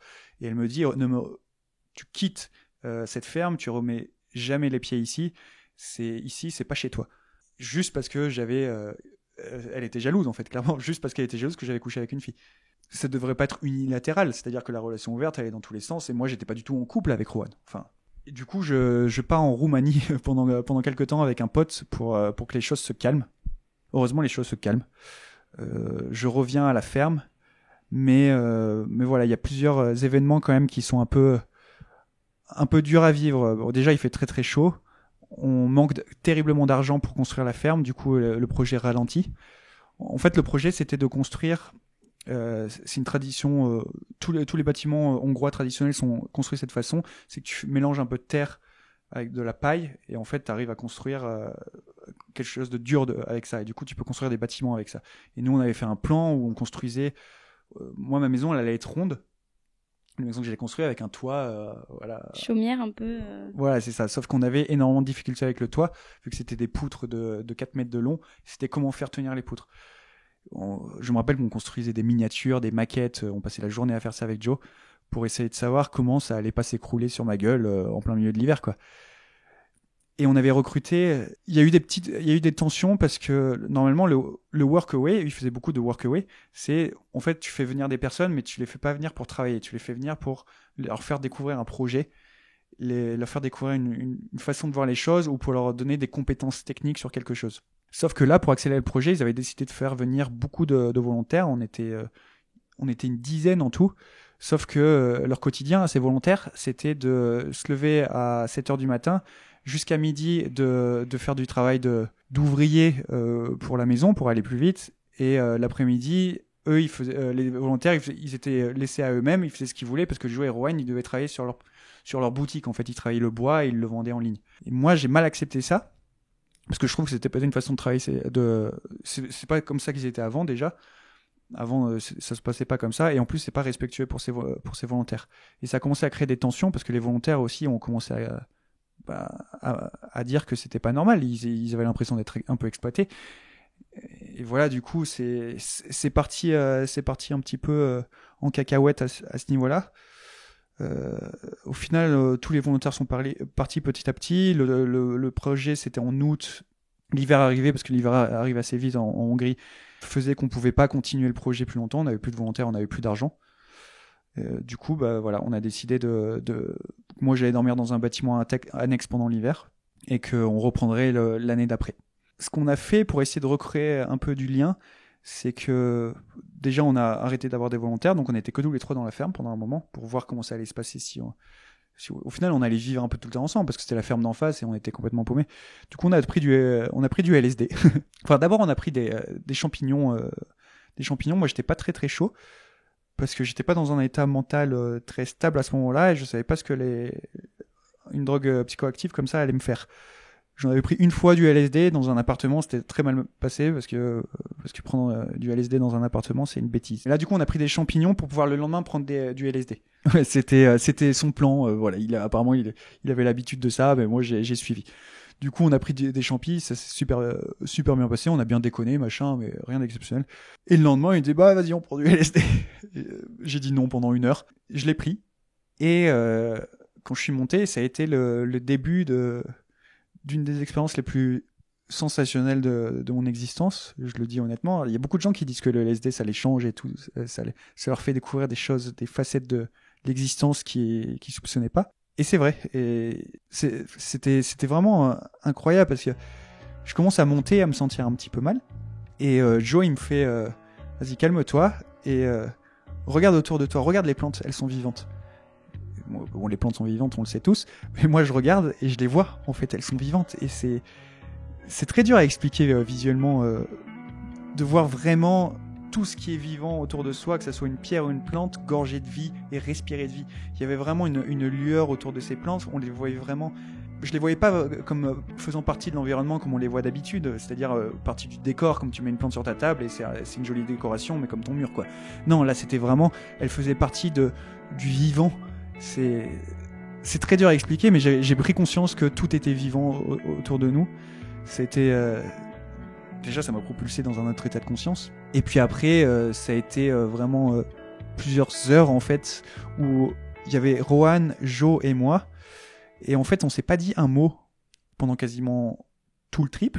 Le trip a duré 24 heures parce que c'était pendant les 12 dernières heures, on était bien, mais ça redescendit petit à petit. Ça a duré très très longtemps. Je me rappelle que 24 heures plus tard, on était toujours là à se demander quand on allait pouvoir dormir. Mais les effets les plus forts, ça a été les 12 premières heures ou peut-être les 7 premières heures, je sais pas. J'ai perdu la notion du temps, mais on avait fait un feu et on était autour de ce feu et personne parlait, et pourtant j'ai eu une conversation tellement profonde avec ces personnes. Et c'est là que c'est dur à expliquer la communication non verbale sous forme d'énergie, ce que certaines personnes appellent les énergies, mais on peut leur donner le nom qu'on veut, mais c'est vraiment comprendre dans quelle phase mentale est la personne sans se dire un seul mot. Et en fait, chacun de nous traversait des phases plus ou moins difficiles pendant le trip, et à certains moments, c'était Joe qui était en insécurité, par exemple. Et il le disait pas, mais on le sentait directement, et on allait autour de lui, mais on sentait que... En fait, il y a vraiment une interaction des énergies, une triangulation des énergies, qu'on pouvait, nous, faire fluctuer de la manière qu'on le voulait. Et on a réussi à régler beaucoup de problèmes intérieurs de nous trois juste en faisant fluctuer ces énergies pendant cette soirée. Et il y avait l'insécurité de Joe par rapport à Rohan et moi. Il y avait Rohan à un moment elle a un côté très maternel. Et en fait, à un moment, elle est partie très très loin où en fait, elle enfantait le monde. C'était assez bizarre, mais en fait, elle se sentait la mère du monde, Gaïa, quoi, tu vois, elle épousait la terre-mère et c'était une pression énorme pour elle, et du coup il fallait que nous on arrive à la faire redescendre, mais sans les mots, parce que les mots n'avaient aucun effet à ce moment-là sur nous, on était trop loin, mais ça marchait, c'était vraiment, c'est fou, hein, je sais que c'est très dur à expliquer quand quelqu'un m'écoute parler de cette expérience de LSD, mais j'ai découvert d'autres facettes de la réalité dont la science parle assez peu encore, parce que c'est très dur à décrire. Et parce que le LSD est encore très catégorisé drogue. Ça peut être une drogue récréative, il y en a certains qui l'utilisent de cette manière-là. Nous, on l'a pas fait de cette manière-là. Et je pense qu'il y a des possibilités en termes de compréhension de l'univers qui sont très importantes avec le LSD. Le truc, c'est que voilà, on a fait ce LSD, puis on a continué notre petite routine. Moi, je savais pas comment trouver ma place dans la ferme parce qu'il fallait que je les aide financièrement. Eux, en fait, Joe, ce qu'il faisait, c'était de tailler des bouts de bois et de leur donner une forme, un collier, je sais pas, bague ou des trucs pour les dreads. Et Rohan, après, il utilisait un brûleur qui permettait de faire un dessin dessus, et elle avait des super talents de dessinatrice, et après, elle les vendait à l'étranger. Et leur boutique avait une super réputation. Voilà. Ils vendaient ça, on allait chercher du chêne ou du pin dans la forêt. On revenait, on travaillait, 20 minutes et on pouvait vendre le truc 30 balles. Les gens étaient très contents de donner pour un projet aussi. Mais moi, j'avais pas de talent. En fait, ma force qui a toujours été mon mental, par exemple mes talents d'écriture ou ma capacité de réflexion, qui peut être utile en ville, par exemple, là, c'était complètement inutile. Donc, je me sentais vraiment comme un bébé. Et le truc, c'est qu'eux, ils me faisaient sentir aussi comme un bébé parce qu'ils pensaient que j'avais tout à apprendre parce qu'ils avaient aucun intérêt pour les choses du mental et les choses de l'esprit. Ça les intéresse pas, ce qui est normal parce que eux, ils ont connu la survie, si j'ai envie de dire. Et pour eux, ce qui comptait, c'était qu'est-ce que tu es capable de faire avec tes mains. Et j'étais capable de rien faire avec moi. J'ai essayé de faire des médiators de guitare avec le bois, mais bon, c'était invendable le truc. Et le truc, c'est dans tous les cas, j'étais complètement amoureux de Maria et j'arrivais pas à la sortir de ma tête. C'était à la fin de l'été que vraiment ça commençait à être dur. Rohan et Joe le sentaient clairement. Et un jour, pour dire à quel point j'étais perdu, un jour, je leur ai dit, écoutez, je retourne à Barcelone, voilà, je suis pas prêt là, machin et tout. Je vais pour prendre le train. J'arrive au train qui est l'arrêt pour l'aéroport. J'appelle Maria, je lui fais, je vais pas revenir à Barcelone. Et je reprends le train inverse, 15 minutes après. Et ils viennent me chercher, Joe et Rohan, et ils me disent, oh, du coup, t'as rechangé d'avis, quoi. Et le truc, c'est que j'ai rechangé d'avis. Et ça a été une grosse erreur parce que je l'ai fait dans le mensonge. J'ai pas osé leur dire la vérité. La vérité, c'était que à ce moment-là, j'étais trop amoureux de Maria que j'avais pas envie de vivre cette vie-là. Et du coup, ce serait un aveu de faiblesse de leur dire. Et je serais qu'ils comptaient vraiment sur moi parce qu'ils voulaient créer ce village d'autosuffisance. Et j'étais la première brique à cette fondation. J'étais la première personne à accepter de fonder ce village parce que eux, tout seuls, c'est juste un couple. Une troisième personne, c'est le début d'un village. Et j'osais pas leur dire, alors du coup, je leur ai dit que mes parents me laissaient pas le choix, que qu'il fallait que j'aille travailler un petit peu en Espagne, machin et tout, mais ils sentaient que c'était pas vrai, tu vois. Mais finalement, ils m'ont laissé partir. Maria avait décidé de tourner la page. Je lui ai pas dit que je revenais à Barcelone. Je lui ai dit quand je suis arrivé à l'aéroport à Barcelone, et je lui ai dit salut Maria, je suis de retour. J'étais choqué, évidemment. Je voulais pas en fait je voulais me reconstruire de moi-même. À ce moment-là, en fait, c'était septembre. Et j'ai vraiment, je pense, touché le fond, en fait, dans ma vie. Parce que je crois que mon comportement, ma personnalité, ma façon de penser, des 10 dernières années, de mes 18 ans à ce moment-là, m'ont conduit à ce moment de pure perdition, en fait. Parce que quand tout le monde s'est rendu compte que j'avais menti ou que j'étais instable, que je savais pas vraiment ce que je voulais faire, tout le monde m'a laissé tomber. Maria m'a laissé tomber, Jo et Rowan m'a laissé tomber, ma famille me regardait d'un air de pitié en mode mais qu'est-ce que tu vas faire de ta vie? Et je suis tombé j'étais pitoyable. Et j'ai perdu énormément de poids. Les gens qui m'ont vu à Barcelone étaient choqués. Je fumais énormément. Je savais pas quoi faire de ma vie. J'étais pas suicidaire, mais je pensais au suicide, tu vois. Je me disais parfois qu'est-ce que ça ferait. Je me rappelle une fois à la ferme, à ce moment où j'étais vraiment mal, je m'étais isolé dans ma propre ferme et j'avais pris un bout de verre et je l'avais juste glissé le long de ma peau sur mon poignet, juste pour savoir si j'étais capable d'aller aussi loin, parce que en fait, c'est pas que j'avais plus envie de vivre, mais c'est juste que je voyais plus d'issue de sortie sur mes problèmes. Là, tout le monde me détestait, j'avais plus d'argent, j'avais pas envie d'être à Barcelone, pas envie d'être à la ferme, j'ai envie d'être avec Maria, mais Maria, je sais qu'elle avait trouvé un mec à ce moment-là. J'étais complètement désespéré, ma famille avait peur pour moi. Elle avait pas du tout confiance en Jo et en Rowan. J'ai même pensé à me lancer dans une formation de menuisier. J'ai commencé à appeler plein d'écoles et à dire est-ce que je peux rentrer dans la formation. J'ai 25 ans, 26 ans, 25 ans. Ils me disaient ouais, la rentrée dans une semaine, t'as trouvé aucun personne, en plus t'es un peu vieux. Bon, bref, des conneries. Mais ouais, je suis retourné à Barcelone et c'était plusieurs mois extrêmement difficiles de dépression. Il faut se dire que j'ai trouvé un taf de commercial qui était à l'opposé de mes valeurs et à l'opposé de ce que j'avais toujours vécu. Je travaillais pour Deliveroo. Je devais vendre dans un bureau toute la journée, dans une ville où j'avais pas envie d'être, toujours pas envie d'être, même si maintenant j'aime beaucoup cette ville. Et avec une personne qui voulait plus de moi, j'ai essayé de récupérer Maria, mais j'y arrivais pas. Et les gars de la ferme qui m'ont complètement haï en fait quand ils ont appris que j'avais menti. Comment ils l'ont appris? En fait, Maria a réussi à récupérer le numéro de Rowan, je sais plus comment, et lui a posé des questions sur ma relation avec Rowan. Moi, j'avais dit à Maria qu'il s'était rien passé. C'est une bêtise, mais je trouvais pas utile qu'elle le sache, sachant qu'à ce moment-là, j'essayais de la récupérer et que Maria avait toujours été un peu jalouse de Rowan. Et surtout, j'ai dit à Maria de manière totalement sincère, je suis pas intéressé par Rowan. Et je l'ai jamais intéressé, et c'est vrai, j'étais jamais intéressé, mais c'était vrai. Sauf que je ne connaissais pas l'agressivité de Rowan, et je savais pas que, en fait, Maria a envoyé un message à Rowan en mode, est-ce qu'il s'est passé un truc entre vous? Et Rowan, pour se venger, elle a décidé de donner tous les détails de ce qui s'est passé entre nous, mais les détails les plus intimes, en disant exactement comment je la touchais, exactement les mots que je lui avais dit, tout, et ça a détruit Maria. Et moi, ce qui m'a détruit, c'est que j'imagine l'impact que ça a eu sur Maria. Et puis après, Rowan a lancé une campagne de haine contre moi, même d'harcèlement sur. Elle m'envoyait des lettres là où j'habitais en me disant qu'elle allait brûler mes affaires qui étaient restées là-bas. J'avais des livres auxquels je tenais beaucoup. Elle avait laissé ses animaux pisser sur les affaires qui étaient à ma grand-mère. Enfin des trucs. Elle m'insultait le plus possible. J'ai dû la bloquer de je sais plus combien de comptes parce qu'elle continuait à revenir vers moi. Jusqu'à, en fait, elle voulait que je souffre le plus possible. Et moi, à chaque fois, je m'écroulais un peu plus, tu vois. Parce que j'ai été une mauvaise personne à ce moment-là. Parce que j'ai menti à tout le monde. J'ai déçu des gens. Et je continuais à en recevoir plein la gueule. Et c'était tout à fait mérité. Mais c'est juste que j'étais au fond du gouffre, quoi. C'est pas la ferme qui a été un tournant. C'est la manière dont j'ai géré tout ça.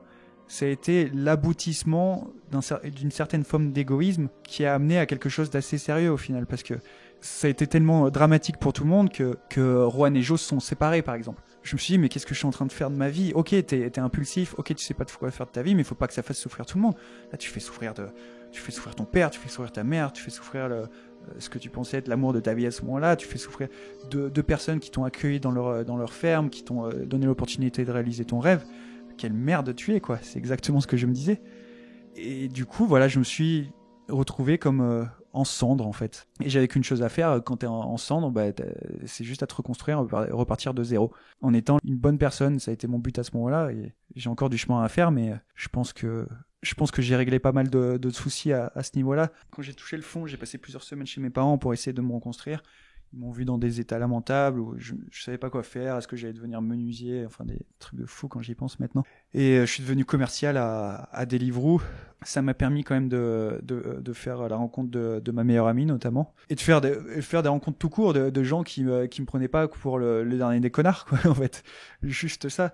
Et puis j'ai réussi à me remettre avec Maria. Mais pendant 2 ans, ça a été accepté de se faire cracher dessus, d'avoir de la marche arrière de sa part, où elle me quittait soudainement parce qu'elle acceptait.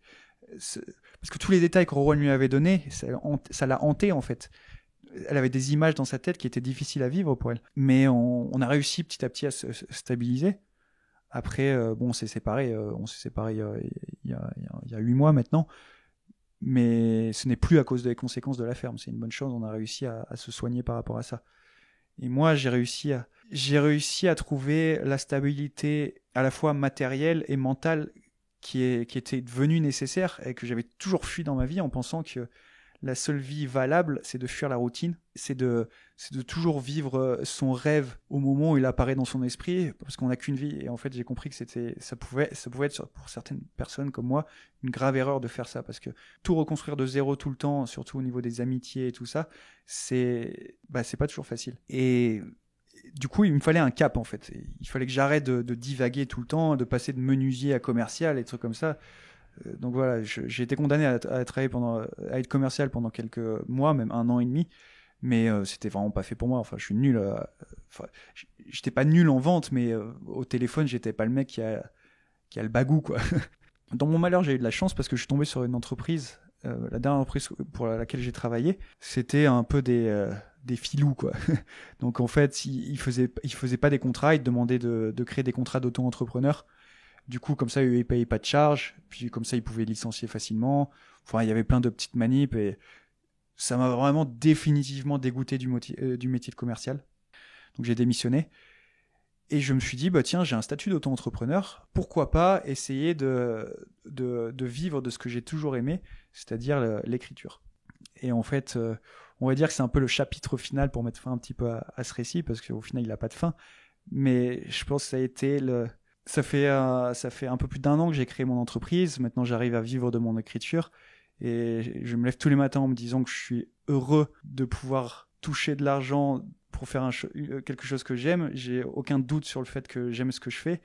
Et je pense que c'est une sensation que j'ai jamais eue de manière aussi stable dans ma vie. Même si voilà, j'ai toujours envie de voyager, j'ai toujours des hauts et des bas, et c'est pas toujours facile. En fait, c'est ça le truc. Je me suis toujours dit que le voyage, ou alors les expériences les plus extrêmes, comme vivre en autosuffisance dans une ferme, ça allait me rendre différent de l'existence normale des gens, sachant que l'existence normale des gens, il y a du malheur dedans, il y a de la tristesse. Et je me suis dit que la seule façon d'échapper à cette tristesse et à ce malheur, d'avoir le bonheur parfait, ce bonheur illusoire, c'était d'avoir cette vie. Le fait de toucher le fond à la ferme, ça m'a fait réaliser que en fait c'est normal que la vie c'est pas toujours tout rose et qu'il faut accepter, qu'il faut pas fuir ou voyager à chaque fois que t'es pas content avec ta vie. Et du coup, j'en suis un peu là en ce moment, c'est que je suis content des choix que j'ai faits. J'accepte que parfois c'est pas tout rose. Comme disait y a un écrivain qui dit merci pour les roses et merci pour les larmes. Les épines. Pour les épines, pardon, ouais. Pour donner une conclusion, c'est que j'ai voulu vivre à l'extrême ma recherche du bonheur, et cette recherche de l'extrême m'a plongé dans un malheur extrême, mais ce qui m'a permis après de repartir de zéro et d'aujourd'hui d'avoir trouvé une stabilité mentale, émotionnelle qui me satisfait totalement. À mon avis, ce qu'il faut en retenir, c'est que il faut pas aller chercher le bonheur ailleurs. Souvent, on le fait par fuite un petit peu. On se dit là tout de suite, maintenant, à l'instant T, je suis pas heureux. Le bonheur, je vais le trouver dans les Caraïbes, dans un voyage, ou en changeant de métier, ou parfois oui, ça peut améliorer l'existence, mais je pense qu'il faut pas compter sur sur une expérience concrète, matérielle, pour trouver le bonheur. Je pense qu'il faut vraiment travailler sur soi-même. Et la seule manière de travailler soi-même, c'est de se faire face à soi-même. Et pour se faire face à soi-même, il faut arrêter de fuir. Je regrette pas du tout, en fait. Je regrette la peine qui a été faite, évidemment, et si j'y retourne, j'éviterai de la faire, mais je regrette pas parce que ça m'a apporté énormément de choses. Ça m'a donné un coup de boost niveau maturité qui est énorme. Et je pense que le fait que ça ait été aussi extrême, ça va m'éviter de refaire les mêmes erreurs dans le futur, je l'espère. Merci Lucie de m'avoir écouté pendant ce podcast. Non, merci beaucoup à toi Sylvain pour ton témoignage. Mais merci en tout cas de nous avoir raconté au plus près de tes ressentis, de ce que tu as vécu, de tes émotions. Et j'espère que ça peut-être en inspirera certains qui peut-être ont envie de se lancer, qui se trouvent coincés, qui commencent des études de marketing et qui ne s'y retrouvent pas. Et écoutez-vous, écoutez cette petite voix en vous et n'ayez pas peur des échecs. Merci à toi. Merci à toi.